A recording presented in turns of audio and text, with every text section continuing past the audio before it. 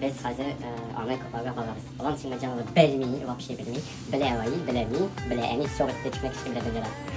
Большого, если мы когда интегрируем потому что при интеграции интеграционный больше будет тотально видно. Но мне кажется, мешает, наверное, все нормально будет. Вот. Nasıl bir kadar tezene getirdim. Buraya gidecek İslam çevresinden bir şey. Hadi. Motor var. Şimdi bana bu Rozo'nun elinde başka bakın kızlarla ileri asosiyasyon. Надеюсь, видео не продолжается мотор, а это мотор будет это все.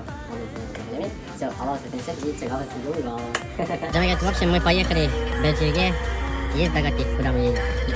В Бельгию поехали. Скоро узнаете, Аллах, что это Европа, Сахарга Чуркитте. Аллах, большое, Бельгия вам потеряли.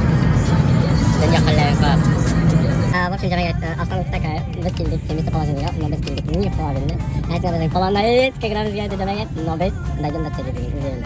Вот, ну, конечно, потом не такие, вот, ну, ну, ничего страшного, чё не поделать, дорогие, для исполнения своих желаний, своих мечтов или мечт.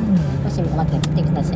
Ну что, дорогие, это новый вечер диспетчер, как говорится, надо завершить сегодняшнюю затею, поэтому без направляемся, адрес это Кремлевский, Улан-Навина, Сафаях Улан-Навина. Вот, и там уже как бы завершим запланированное дело. Вот, Аллах, надеюсь, уже все получится сейчас. Никаких просмотров не будет. В общем, без перечиток недели сауна. Bunda bizim Hansız mekanımızın kulaklığı Ahmet onu kutlu yakacağız. Allah bir sağlık versin. Hadi biz milliye, biz tavanla işi gibi tamam olmaz. Yaşayıp duralım. Parası yok ki. Yerim tebrik ediyorum abi. 8. Cem'e все, biz milli restoranına gittik. Her şey işte altında.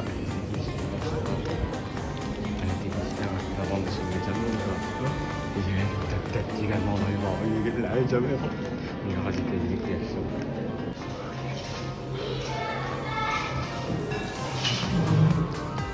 아이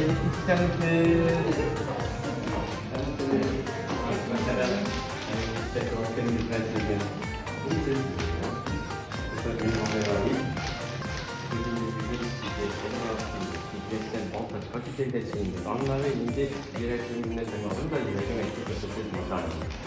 Onları bundaki yönetimi bu seferin yazarı izmaları hesaplar edildi. Sağlığı hem basın bir alban bir bağlı istedim. Hayır. Hayır. Dünyada küçük bir hayatımda geliyor.